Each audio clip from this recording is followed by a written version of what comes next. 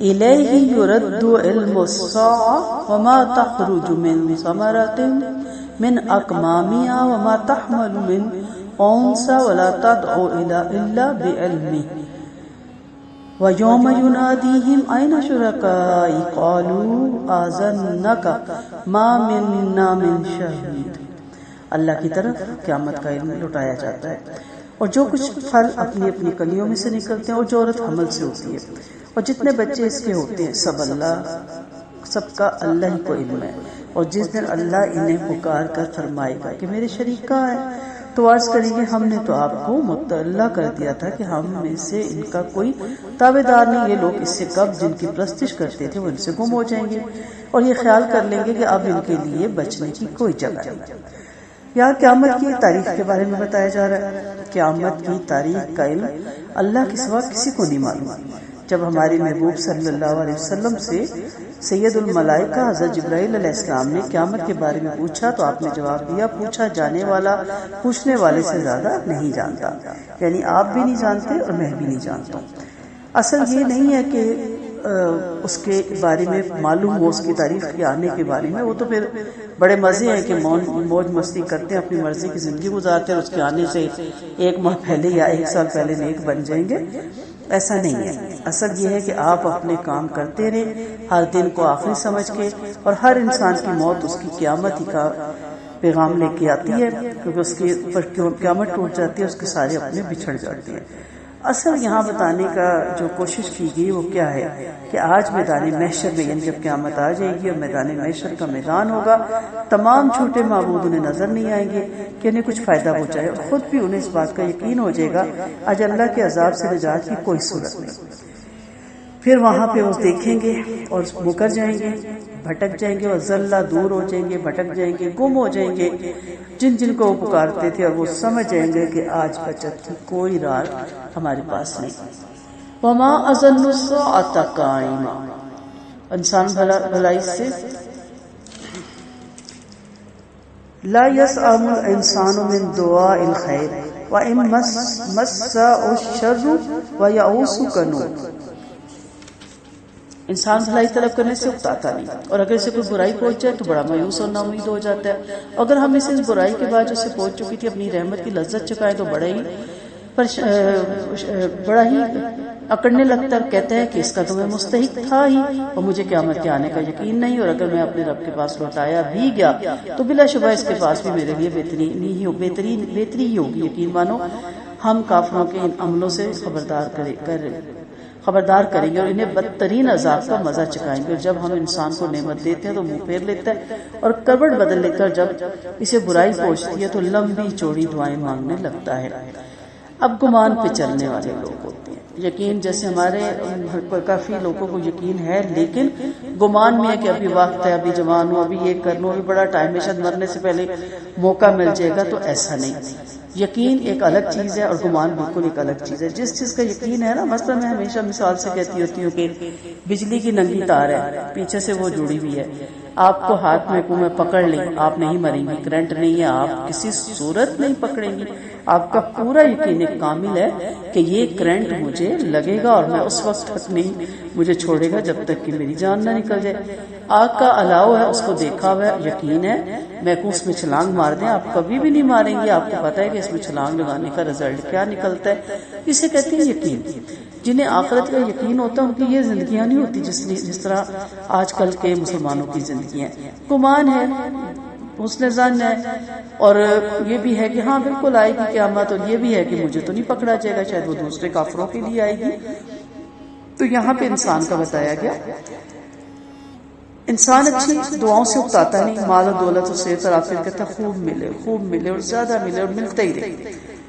لیکن کبھی اللہ تعالیٰ اس کو اگر کسی آزمائش میں ڈالتا ہے، کوئی فقر و فاقہ ڈال دیتا ہے، کوئی ناگہانی آفات آ جاتی ہے، تو اتنا اداس ہو جاتا ہے، اس قدر مایوس ہو جاتا ہے جیسے اب کبھی فراغی کے ایام اور راحت کا زمانہ سے میسر ہی نہیں آئے گا.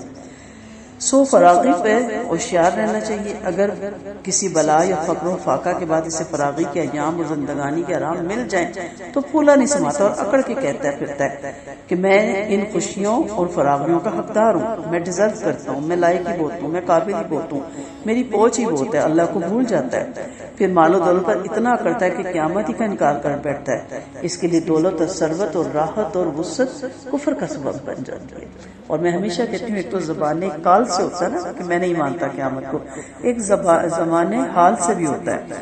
ہم دل سے بھی مانتے ہیں، زبان سے بھی کہتے ہیں، لیکن ہماری زندگیاں ایسے لگتا ہے کہ جیسے مرنا ہے ہی نہیں، قیامت آنی نہیں، اور مرنے کے بعد جی اٹھنا ہی نہیں. آپ فرما دیجیے ذرا یہ تو بتاؤ کہ یہ قرآن اللہ کی طرف سے ہو پھر تم اس کا انکار کرو تو اس سے بڑھ کر گمراہ کون ہوگا جو مخالفت کی وجہ سے حق سے دور جا پڑے. جلدی ہم انہیں اپنی نشانیاں دنیا میں بھی دکھائیں گے اور ان کے ذاتوں میں بھی، یہاں تک کہ ان کے لیے بات ظاہر ہو جائے کہ حق یہی ہے کہ آپ کے رب کا ہر چیز سے آگاہ ہونا کافی نہیں. سنو یہ لوگ اپنے رب کی ملاقات سے شک میں، یقین مانو اللہ ہر چیز کو گھیرے ہوئے ہے. یہاں پہ صداقت قرآن کے دلائل ہیں، یعنی قرآن عظیم کی صداقت کے دلائل ہم انہیں دنیا میں ان کے ماحول اور آس پاس کی بستیوں میں بھی دکھائیں گے.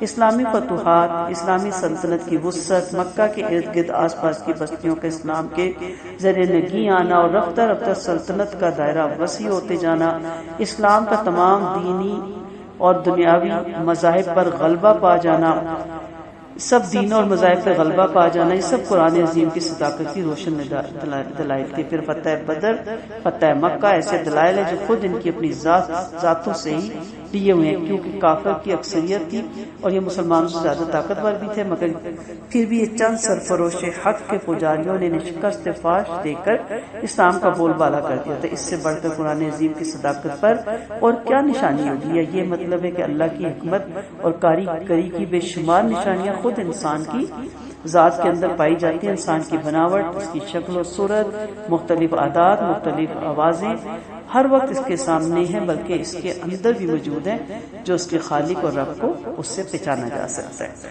تو جنگ بدر ایک بہت بڑا ایسا مارکا ہے کہ عقل اس کو تسلیم ہی نہیں کر سکتی کہ 313 نوجوان کس طرح اتنے بڑے لشکر پہ حاوی آ گئے. تو پھر سمجھ آتا ہے کہ قرآن کی جو بشارتیں تھیں وہ کس قدر سچی تھی اور اللہ نے کس طرح فرشتے اتارے. اور اللہ کی ذات ہے، اللہ رب حق ہے، قرآن حق ہے، نبی حق ہے. اللہ تعالیٰ ہمارا یہ یقین محکم ہمیشہ قائم رکھے. سورۃ شورا. بسم اللہ الرحمن الرحیم. شروع اللہ کے نام سے جو بڑا مہربان نہایت رحم والا ہے. حامیم عین سین قاف. كذلك يوحي إليك وإلى الذين من قبلك الله العزيز الحكيم له ما في السماوات وما في الأرض وهو العلي العظيم. حامیم سین عین سین قاف حروف مقطعات ہے. اللہ ان کے معنی جانتا ہے. عزت و حکمت والے اللہ اسی طرح آپ کی طرف اور آپ سے پہلوں کی طرف وہی نازل فرماتے رہے. تمام وہ چیزیں جو آسمان میں اور جو زمین میں اسی کی ہے. وہ بلند ترین بڑی عظمت والا ہے. قریب ہے کہ آسمان اپنے اوپر سے پھٹ جائے، فرشتے اپنے رب کی تعریف کے ساتھ اس کی پاکی بیان کر رہے ہیں اور زمین والوں کے لیے اللہ سے مغفرت مانگ رہے. خبردار ہو جو اللہ ہی معاف فرمانے والا اور نہایت رحم والا. اور جن لوگوں نے اسے چھوڑ کر دوسروں کو کارساز بنا رکھا ہے، اللہ انہیں خوب دیکھ رہا ہے اور آپ ان کے ذمہ دار نہیں ہیں. اللہ کے روب سے فرشتے خوف زدہ رہتے ہیں کہ اس کے خوف اور ڈر سے ایسا معلوم ہوتا ہے کہ آسمان پھٹ جائے گا. اس کے روب اور دبدبے، جاؤ اور جلال سے فرشتے سہمے رہتے ہیں اور ہر وقت اس کی پاکی اور اس کی بڑائی بیان کرتے رہتے ہیں اور انسانوں کے لیے معافی مانگتے رہتے ہیں. سورۃ غافر میں آپ پڑھیں گے الذین یحملون العرش، عرش اٹھانے والے اور ان کے آس پاس والے فرشتے اپنے پروردگار کی پاکی اور بڑائی بیان کر رہے ہیں، اس پر ایمان لائے ہوئے ہیں اور ایمان والوں کے لیے دعائیں مغفرت کرتے رہتے ہیں کہ اے ہمارے رب تیری رحمت اور علم کے اندر ہر چیز گھری ہوئی ہے. انہیں معاف فرما جنہوں نے توبہ کر لی اور تیری راہ کے پیروکار بن گئے، اور انہیں جہنم کے عذاب سے بھی بچا. چونکہ فرشتے اللہ کی مغفرت اور رحمت کو جانتے ہیں، اس لیے کثرت سے مغفرت کی دعائیں کرتے رہتے. اللہ تعالیٰ ہمیں ان دعاؤں کا حقدار ٹھہرائے. ہماری ادنا سی کوششیں، ہماری حقیر سی کوششیں اللہ تعالیٰ قبول کر لے، اس کی بارگاہ میں شرف قبولیت پا جائے اور ہم نالائقوں کو بھی اللہ تعالیٰ ان لوگوں میں چن لے جن کو اللہ تعالیٰ معاف فرمائیں گے اور درگزر فرمائیں گے. آمین. وَكَذَلِكَ أَوْحَيْنَا إِلَيْكَ قُرْآنًا عَرَبِيًّا لِتُنذِرَ أُمَّ الْقُرَىٰ وَمَنْ حَوْلَهَا وَتُنذِرَ يَوْمَ الْجَمْعِ لَا رَيْبَ فِيهِ فریقم فی الجنت و فریقم فی السعیر۔ اسی طرح ہم نے عربی قرآن آپ کی طرف وحی کے ذریعے اتارا تاکہ آپ مکہ والوں اور اس کے آس پاس والوں کو متنبع کر دیں اور جمع کیے جانے والے دن سے جس کے آنے میں کوئی شک نہیں، انہیں چکر نہ کر دے۔ ایک جماعت جنت میں ہوگی اور ایک جہنم میں، اگر اللہ چاہتا تو ان کو ایک ہی راہ والا بنا دیتا ہے، لیکن وہ جس کو چاہتا ہے اپنی رحمت میں لے آتا ہے، اور ظالموں کا کوئی حمایتی اور معاون نہیں۔ مکہ کو ام القرا کا، مکہ شریف کو ام القرا آبادیوں کا مرکز اس لیے کہا جاتا ہے کہ مقدس شہر سب شہروں سے زیادہ فضیلت والا ہے۔ دلائل تو بہت ہیں مگر ایک مختصر سے دلیل عبداللہ بن عدی رضی اللہ عنہ فرماتے میں نے نبی کریم صلی اللہ علیہ وسلم کی زبان سے یہ سنا کہ آپ کھڑے ہوئے فرما رہے تھے، اے مکہ، اللہ کی قسم تو اللہ کے نزدیک اس کی تمام زمین سے زیادہ پیارا اور بزرگ ہے، اگر مجھے تجھ سے نکالا نہ جاتا تو میں اللہ کی قسم تجھے کبھی نہ چھوڑتا۔ ابن ماجہ کی روایت ہے کہ ان مشرکوں نے اللہ کے سوا اور کا ساز کر لیے، اور حقیقت اللہ کا ساز ہے، وہی مردے زندہ کرتا ہے، وہی ہر چیز پر خوب قدرت رکھنے والا ہے، اور جس چیز میں تم نے اختلاف کیا اس کا فیصلہ اللہ کی طرف ہے۔ یہی اللہ میرا رب ہے، اسی پر میرا بھروسہ ہے، اس کی طرف میں جھکتا ہوں، اور آسمان و زمین کا پیدا کرنے والا اس نے تمہارے لیے تمہارے ہم جنس جوڑے بنائے اور جانوروں کے لیے بھی جوڑے بنا دیے، تمہیں اس پیدائش میں کھلا رہے، اس کی مانند کوئی چیز نہیں، وہ خوب سننے والا خوب دیکھنے والا ہے۔ آسمان و زمین کی کنجیاں اسی کے پاس ہے، وہ جس کی چاہے روزی فراخ کر دے، جس کی چاہے تنگ کر دے، بلا شبہ وہ ہر چیز کو خوب جاننے والا ہے۔ شرع لكم من الدين ما وصى به نوحا والذي أوحينا إليك وما وصينا به إبراهيم وموسى وعيسى أن أقيموا الدين ولا تتفرقوا فيه كبر على المشركين ما تدعوهم إليه الله يجتبي إليه من يشاء ويهدي إليه من ينيب۔ اللہ نے تمہاری بھلائی کے لیے وہی دین مقرر فرمایا جس کا نوح کو حکم دیا، جسے ہم نے وحی کے واسطے سے آپ کے پاس بھیجا، اور جس کا حکم ہم نے ابراہیم، موسیٰ علیہ السلام کو دیا کہ یہ دین برقرار رکھو اور اس میں پھوٹ نہ ڈالو۔ مشرکوں پر جب یہ بات جس کی آپ نے دعوت دے رہے بڑی بھاری معلوم ہوتی ہے، اللہ جس چاہے اپنا مقبول بندہ بنا لے۔ یا اللہ تو ہمیں بھی چاہے اور ہمیں اپنے مقبول بندوں میں شامل کر، اور وہی اس کو صحیح راہ پر چلاتا ہے جو اس کی طرف متوجہ ہوتا ہے۔ یہ جو لوگ اپنے پاس علم آ جانے کے بعد بھی فرقہ بندی میں پھنسے ہیں، وہ بھی آپس کی ضد سے، اور اگر آپ کے رب کا فیصلہ ایک مقررہ مدت تک کے لیے پہلے ہی سے طے نہ پا چکا ہوتا تو ان کا فیصلہ کبھی کا فیصلہ ہو چکا ہوتا، اور ان کے بعد جنہیں کتاب کا وارث بنایا گیا وہ بھی اس کی جانب سے گہری شک میں مبتلا ہیں۔ توحید ایک زبردست نام ہے، توحید کی لذت توحید والے جانتے ہیں۔ ایک اللہ سے محبت کرنا، ایک اللہ کو ماننا کتنا بے نیاز کرتا ہے اور کتنا سرخرو کرتا ہے۔ اس جگہ یہ بہت بڑے نام کا بیان ہے، یعنی اللہ نے تمہارے لیے وہی دین مقرر فرمایا جو نہ صرف انبیاء کو بلکہ دنیا میں سب سے پہلے اور سب سے پچھلے اور درمیانی بڑے بڑے رسولوں کو دیا گیا۔ سورۃ احزاب میں انہیں 5 پیغمبروں کا بیان ہے۔ معلوم ہوا کہ توحید تمام انبیاء کا مقصد تھا، ہر نبی توحید ہی کو پھیلانے کے لیے بھیجا گیا تھا۔ یعنی اللہ کا شکر ادا کریں جو توحید پہ ہے، اور جو شریعت کو فالو کرتا ہے وہ اسی دین پہ ہے جو اللہ نے اپنے انبیاء کے ذریعے بھیجا۔ اب اختلاف کیوں؟ اختلاف حق آ جانے، حجت قائم ہو جانے کے بعد بھی ضد اور بحث سے پیدا ہوتے ہیں۔ جب انسان کو ضد لگ جاتی ہے نا کسی سے، جیسے شیطان کو لگ گئی تھی آدم علیہ السلام سے، تو وہ پھر بحث میں پڑ گیا اور اڑ گیا تھا۔ زندگی میں کبھی حسد اور ضد میں نہ پڑے، تکبر میں نہ پڑے، اور ہمیشہ وسعت رکھیں کہ آپ جب کوئی آپ ملے گا آپ قرآن و سنت کو اس کو پرکھیں، آپ کو لگتا ہے کہ قرآن و سنت کے مطابق ہے تو اس کو فوراً لے لیں۔ تو بحث سے پیدا ہوتا ہے کہ حساب و کتاب کے لیے قیامت کا دن پہلے سے تنا کیا جا چکا ہوتا تو ان ظالموں کے ہر برے عمل کی سزا انہیں فوراً مل جاتی۔ کیا اللہ کے لیے سزا دینا ممکن نہیں ہے؟ کیا نبی کو ستایا جا رہا تھا یا آج کے دور میں اس کے ماننے والوں پہ عذاب ٹوٹتے ہیں تو کیا ان کو سزا دینا عذاب دینے والوں کو مشکل ہے؟ اللہ کے لیے ایسا نہیں ہے، ناممکن بھی نہیں ہے، مشکل بھی نہیں ہے، نعوذ باللہ۔ لیکن اللہ تعالیٰ کا ایک طریقہ کار ہے، ایک حکمت ہے اس کی کہ اس نے ایک زندگی بنائی، پھر اس کا ایک وقت مقرر کیا اور اس میں اختیار اور ارادہ دیا اور شر اور خیر سامنے رکھ دیا۔ جو کوشش کر کے جانچ پڑتال کر کے شر سے بچ کے خیر کی طرف آئے گا وہ کامیاب ہوگا، لیکن جو شک و شباب میں پڑا رہا یا تقلید کرتا رہا اور اپنے اباء و اجداد کے دین پہ ہی اڑا رہا، یا اس نے ضد کی وجہ سے کسی اور دوسرے کی حق کو قبول نہ کیا، تو پھر اس کا ٹھکانہ جہنم ہوگا۔ فَلِذَلِكَ فَادْعُ فَاسْتَقِمْ كَمَا أُمِرْتَ وَلَا تَتَّبِعْ أَهْوَاءَهُمْ۔ آپ لوگوں کو یہ دعوت دیتے رہیں اور جس طرح آپ کو حکم ہے اسی پر جمے رہیں، ان کی خواہشوں کی پیروی نہ کریں۔ اور فرما دے کہ میرا ان تمام کتابوں پر ایمان ہے جو اللہ نے اتاری، اور مجھے اس بات کا حکم ہے کہ میں تم میں انصاف کرتا رہوں۔ میرا اور تمہارا رب اللہ ہی، ہمارے لیے ہمارے عمل اور تمہارے لیے تمہارے عمل، ہمارے اور تمہارے درمیان کوئی بحث نہیں۔ اللہ ہمیں اور تمہیں جمع کرے گا اور اسی طرف لوٹ کر جانا ہے۔ وہ جو اللہ کے دین میں جھگڑتے ہیں جبکہ وہ مان لیا گیا، ان کے مغالطے میں ان کے رب کے نزدیک باطل ہے اور ان پر اس کا بڑا بھاری غصہ، اور انہیں ان کے لیے سخت ترین سزا ہے۔ آپ کو کیا معلوم شاید قیامت قریب ہی آ گئی ہو؟ جو قیامت کو نہیں مانتے انہیں کو ان کی اس کی جلدی پڑی ہے، اور مومن تو اس سے خوف زدہ، انہیں یقین ہے کہ قیامت ضرور آئے گی۔ سن لو جو قیامت کے بارے میں جھگڑ رہے ہیں وہ راہ سے بہت دور جا پڑی ہیں۔ اللہ لطیف بعبادہ یرزق من یشاء وهو القوی العزیز من کان یرید حرث الآخرۃ نزد له فی حرثہ ومن کان یرید حرث الدنیا نؤتیہ منہا وما له فی الآخرۃ من نصیب۔ اللہ اپنے بندوں پر بڑا مہربان ہے، جسے چاہتا فراغی سے روزی دیتا ہے، بڑا قوت والا اور زبردست غلبے والا ہے۔ جو آخرت کی کھیتی کا خواہ ہے ہم اسے اس کی آخرت کی کھیتی میں برکت دے گا، جو دنیا کی کھیتی کا خواہ ہے ہم اسے اس میں سے تھوڑا بہت دے دیں گے، لیکن ایسی شخص کا آخرت میں کبھی کچھ حصہ نہیں۔ انسان جب صبح اٹھتا ہے نا تو ایک حدیث کے مطابق دونوں پلاٹ تیار ہوتے ہیں۔ اب آپ کی مرضی آپ آخرت کے کھیت کے لیے کام کریں، آپ کی مرضی آپ دنیا بنانے کے لیے۔ جس کو آباد کریں گے وہ آباد ہو جائے گا، جس کو نہیں آباد کریں گے وہ ویران ہو جائے گا۔ جس پہ زیادہ محنت کریں گے وہ زیادہ آباد ہوگا، جس پہ کم محنت کریں گے وہ کم آباد ہوگا۔ اب دنیا تو اتنی ملتی ہے جتنی نصیب کی ہے۔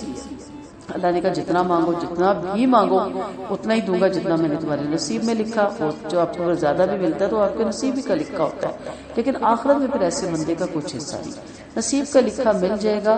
آپ کے ہاتھ میں جس کو کمانا ہے بنانا ہے۔ اب ہم نے کیا کیا ہوا ہے، ہمیں جو ہمارے نصیب میں لکھا گیا وہ ہم کمانے کے لیے صبح سے رات تک دوڑتے ہیں، اور جو آخرت ہمارے ہاتھ میں دی گئی جس کو ہم نے خود بنانا تھا اس کے لیے ہم کہتے ہیں غفور الرحیم ہے اللہ تعالیٰ غفور الرحیم۔ ان چیزوں کے لیے نہیں ہے، یہاں آپ کو سارے اسباب چاہیے تو آخرت بنانے کے لیے بھی سارے اسباب چاہیے، تو ہم اس میں سے تھوڑا بہت دے دیں گے، لیکن ایسی شخص تو آخرت میں کبھی حصہ نہیں۔ مشرکوں نے ایسے شریک بنا لیے جنہوں نے ان کے لیے دینی احکام مقرر کر رکھے جن کی اجازت اللہ نے نہیں دی۔ اگر فیصلے کے دن کی بات طے نہ ہوتی تو ان کا فیصلہ کبھی کا ہو چکا ہوتا۔ یاد رکھو ظالموں کے واسطے بڑا دردناک عذاب ہے۔ آپ دیکھیں گے کہ اس دن ظالم اپنے کرتوتوں سے جو باقی ان پر ڈالے جانے والے ڈر رہے ہوں گے، حالانکہ ان پر پڑھ کے ہی رہیں گے۔ ایمان والے نیک امان والے جنتوں کے باغوں ہوں گے، جو چاہیں گے اپنے مربی کے پاس حاضر پائیں گے، یہی بڑا انعام ہے۔ یعنی جو آخرت کا متلاشی اور نیک عملوں کی رغبت کرتا ہوں، ہم خود اس کی اہانت اور حوصلہ افزائی کرتے ہیں۔ نیکی نیکی کا راستہ کھولتی ہے، جسے بدی بدی کا راستہ کھولتی ہے۔ اسے توفیق اور طاقت دے کر اس کی شوق کی کھیتی میں برکت اور ترقی عطا فرماتے۔ کوئی نیکی 10 گنا، کوئی اس سے بھی زیادہ، کوئی 700، بلکہ کوئی اس سے بھی زیادہ بڑھا دی جاتی ہے۔ بہرحال جس دل کو آخرت کی لگن ہوتی ہے اسے اللہ کی طرف سے اچھے عملوں کی توفیق ملتی ہے۔ البتہ جس کی شوق کی چیز دنیا ہی ہوتی ہے اور وہ آخرت سے بے پرواہ ہوتا ہے، وہ دنیا اور دین دونوں سے محروم کر دیا جاتا ہے، کیونکہ دنیا کا ملنا تو اللہ کی مرضی پر ہے۔ بہت سے بیچارے ایسے بھی ہیں جو خون پسینہ ایک کر دیتے ہیں، مگر پھر بھی انہیں دنیا بقدر خواہش نہیں ملتی، اور بڑی نیت کی وجہ سے آخرت، اور بری نیت کی وجہ سے آخرت بھی برباد ہو جاتی ہے۔ اور اگر طالب دنیا کو تھوڑی بہت دنیا مل بھی گئی تو کیا ہے، روزی دینے والا تو بقدر حصہ سبھی کو روزی پہنچاتا ہے، تاہم ساری دنیا بھی آخرت کے مقابلے پر کچھ نہیں۔ اگر مل بھی جائے تو کوئی فائدہ نہیں، اصل یہ ہے کہ اپنی آخرت بنانے میں وقت صرف کریں۔ تو یہاں بتایا کہ پیروی صرف اللہ کی دین کی کرنی چاہیے، لوگوں کی دین کی نہیں کرنی چاہیے، ان کے خواہش نفس کے پیچھے نہیں بھاگنا چاہیے۔ وہ تو چاہیں گے کہ آپ کو جہنم کی گھڑی میں لا کھڑا کریں۔ یہی وہ نعمت ہے جس کی خوشخبری اللہ اپنے بندوں کو دے رہا ہے جو ایمان والے اور عمل کرتے رہے۔ آپ فرما دیجیے کہ میں اس پر تم سے کوئی مزدوری نہیں مانگتا سوائے رشتہ داری کی محبت، اور جو کچھ کوئی نیک عمل کرے گا ہم اس کی نیکی میں اور خوبی کا میں اضافہ کر دیں گے۔ اللہ بڑا بخشنے والا بڑا قدردان ہے۔ کیا کافر کہتے ہیں کہ انہوں نے اللہ پر جھوٹ باندھ دیا؟ اگر اللہ چاہے تو آپ کے دل پر مہر لگا دے۔ اللہ باطل کو مٹا دیتا ہے اور حق کو اپنے احکامات سے برقرار رکھتا ہے۔ یقیناً وہ دل کی باتوں سے خوب خبردار ہے۔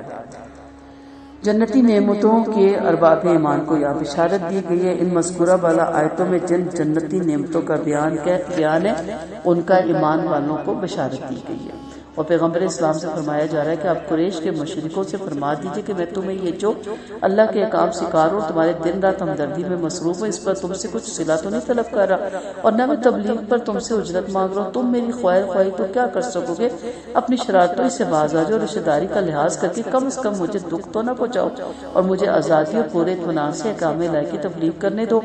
ابن عباس رضی اللہ عنہ سے سائد کی تفسیر پوچھی گئی۔ سعد بن جبیر رحمۃ اللہ علیہ بول پڑے، سعد بن جبیر رضی اللہ عنہ بول پڑے کہ قربہ سے رحمت اللہ علیہ صلی اللہ علیہ وسلم کا خاندان مراد ہے۔ فرمایا سعد تم نے جواب میں جلدی کی، رحمت اللہ علیہ صلی اللہ علیہ وسلم کی رشتہ داری قریش کے تمام قبیلوں سے تھی، یعنی مجھ میں اور تم میں جو خونی رشتہ ہے کم از کم اس کا لحاظ کرو، یہ اس کا مطلب تھا۔ ایک دفعہ اللہ کے رسول صلی اللہ علیہ وسلم نے قریش سے فرمایا میں تم سے تبلیغ رسالت کی کوئی اجرت نہیں مانگتا، صرف اتنا چاہتا ہوں کہ باہمی خونی رشتے کا کم از کم خیال رکھو اور رشتے کا میرا جو تم پر جو حق ہے اسے ہی پورا کر دو۔ پھر اللہ فرماتا ہے ہم نیک عملوں کا ثواب بڑھا دیتے ہیں۔ اللہ تعالیٰ ہمیں نیک عمل کرنے کی توفیق عطا فرمائے۔ وہی اپنے بندوں کی توبہ قبول کرنے والا، برائیوں کو مٹانے والا، تم جو کچھ کرتے ہو سب اسے معلوم ہے۔ وہ ایمان والوں اور نیک عمل والوں کی دعائیں قبول فرماتے ہیں، انہیں اپنے فضل سے اور مزید عطا فرماتا ہے۔ اور کافروں کے لیے بڑا سخت عذاب ہے، اگر اللہ اپنے تمام بندوں کو بافراور روزی عطا فرماتا ہے تو دنیا میں ادم مچا دیتے، لیکن وہ ایک اندازے سے جس قدر چاہتا ہے روزی اتارتا ہے اور اپنے بندوں سے خوب بگائے اور انہیں خوب دیکھ رہا ہے۔ وہی ہے جو لوگوں کے مایوس ہو جانے کے بعد بارش اتارتا ہے اور اپنی رحمت منتشر فرما دیتا ہے، اور وہی کام بنانے والا اور لائق تعریف ہے۔ توبہ کا بیان ہے یہاں پہ، یعنی اللہ اپنے بندوں پر بڑا مہربان ہے۔ اگر کوئی بڑے سے بڑا مجرم اپنے جرم سے باز آ جائے تو اس کی بارگاہ میں اشک ندامت کا ایک قطرہ بہا دے اور خلوص توبہ کر لے تو اپنی مہربانی سے اس کی گناہ معاف فرما دیتا ہے اور انہیں چھپا لیتا ہے، پھر اپنے فضل و کرم سے اسے مزید عطا فرماتا ہے۔ اللہ نیک لوگوں کی دعائیں قبول فرماتا ہے، یعنی اس بات کے باوجود کہ اللہ ہر توبہ کرنے والے کی توبہ قبول فرماتا ہے، وہ ارباب ایمان اور عمل صالح کی دعائیں بھی قبول فرماتا ہے، خواہ وہ اپنے لیے کرے یا دوسروں کے لیے کرے۔ ایک موقع پر ملک شام میں مسلمان جانباز مجاہدوں کے سامنے معاذ رضی اللہ عنہ نے ایک پرجوش تقریر فرمائی جس میں بیان کیا کہ تم ایمان کی دولت سے مالا مال ہو اور جنتی ہو، مجھے امید ہے کہ تمہارے یہ قیدی بھی عجب نہیں جنت میں چلے جائیں گے، کیونکہ جب ان میں سے کوئی قیدی تمہارا کوئی کام یا کوئی خدمت انجام دیتا ہے تو تم خوش ہو کر اس دعا دیتے ہو اور کہتے ہو اللہ تجھ پہ رحم فرمائے، اللہ تجھے برکت عطا فرمائے۔ اور قرآن عظیم نے وعدہ فرمایا کہ اللہ مومنوں کی دعائیں قبول فرماتا ہے۔ پھر آپ نے یہ آیت پڑھی، یعنی اللہ ان کو سنتا ہے جس جو بات مان کر اس پر عمل کرتے ہیں۔ سو آپ اپنے بچوں کو جب آپ کی کوئی خدمت کریں، کوئی بھی آپ کا فرد ہے، کوئی بھی آپ کا کولیگ ہے جن سے آپ کا معاملہ رہتا ہے، دعا کیا کریں۔ ایک دعا خاص طور پہ کیا کریں، اللہ آپ کو ہدایت دے اور اللہ آپ پہ رحم فرمائے۔ زبانوں پہ چڑھا لیں، ہیلو ہائی چھوڑیں، تھینکس ویکس کرنا چھوڑیں، یہ لفظ چڑھا لیں ہر بات پہ، جزاک اللہ خیرا کثیرا فی الدنیا والآخرہ، اور ہر بات پہ کہ آپ کا شکریہ، اللہ آپ کو ہدایت دے، اللہ آپ پہ کرم کرے، اللہ آپ کو خوش رکھے، کوئی پانی پلا دے اللہ آپ کو حوض کوثر کا پانی نصیب کرے۔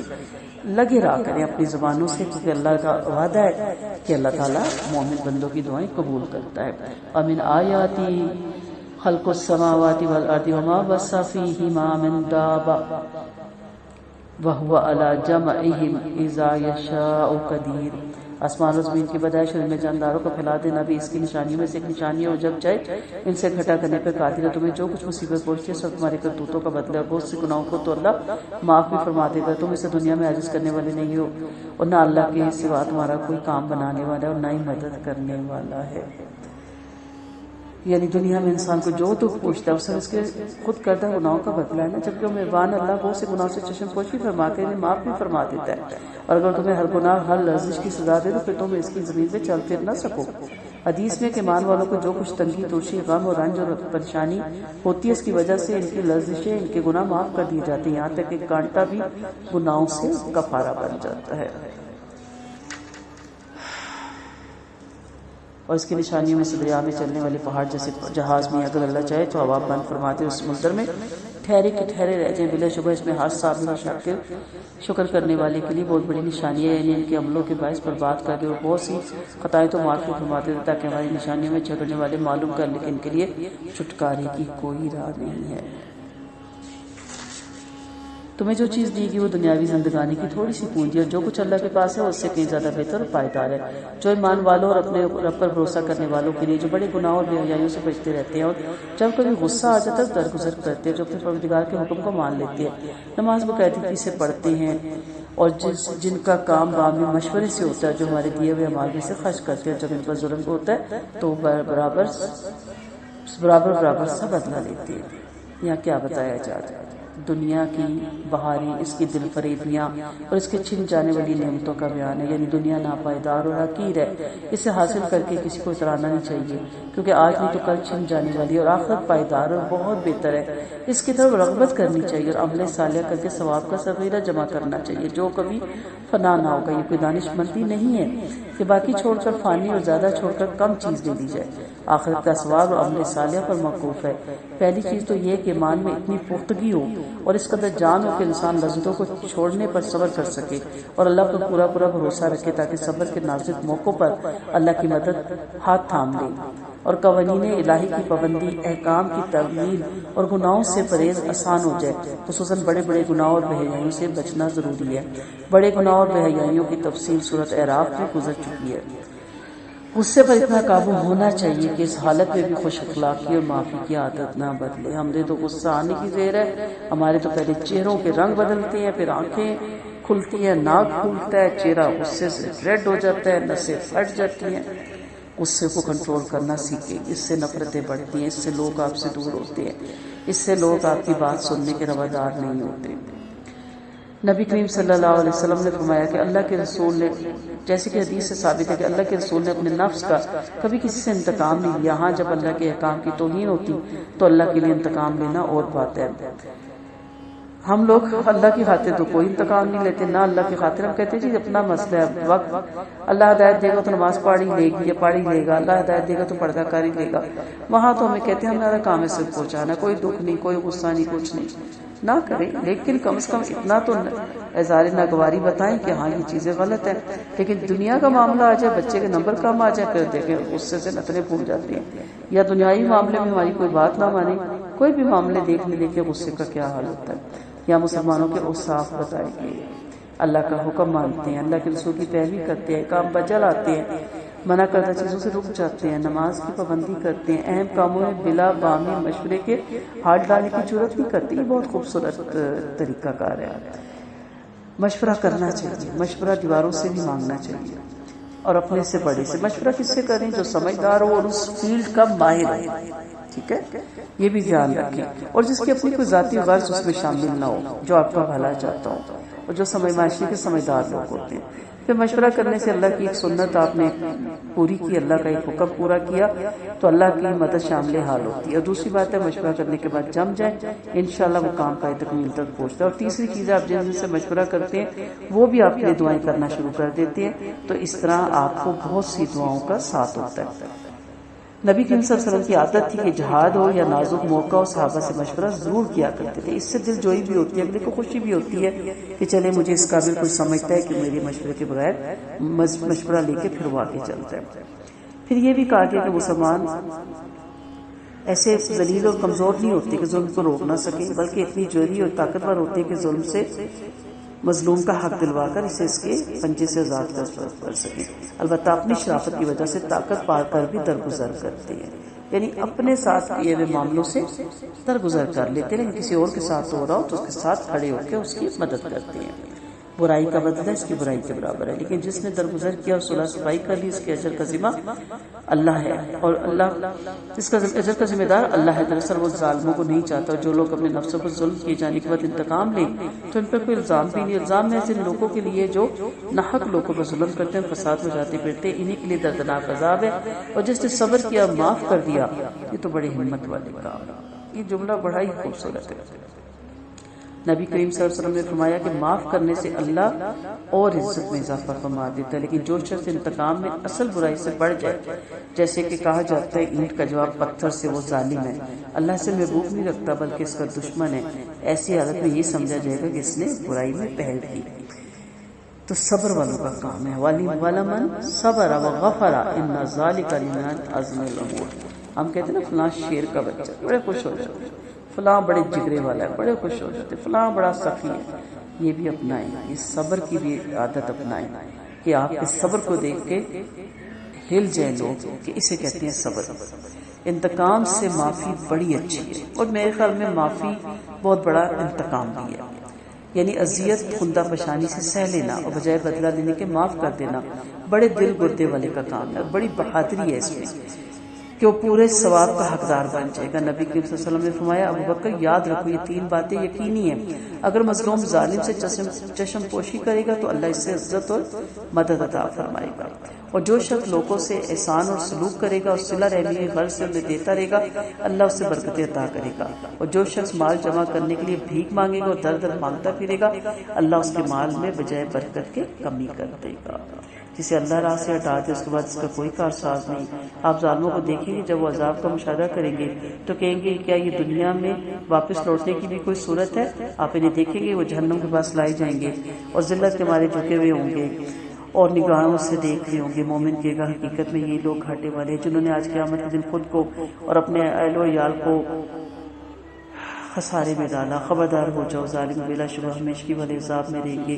ان کا کوئی حمایتی نہیں جو اللہ کے علاوہ ان کی حمایت کرے، اور جس سے اللہ راہ سے ہٹا دے اس کے لیے کوئی راہ ہے ہی نہیں، اس کا کوئی راہ ہو ہی نہیں سکتی۔ استجیبوا لربکم من قبل ان یأتی یوم لا مرد له من اللہ ما لکم من ملجأ یومئذ وما لکم من نکیر۔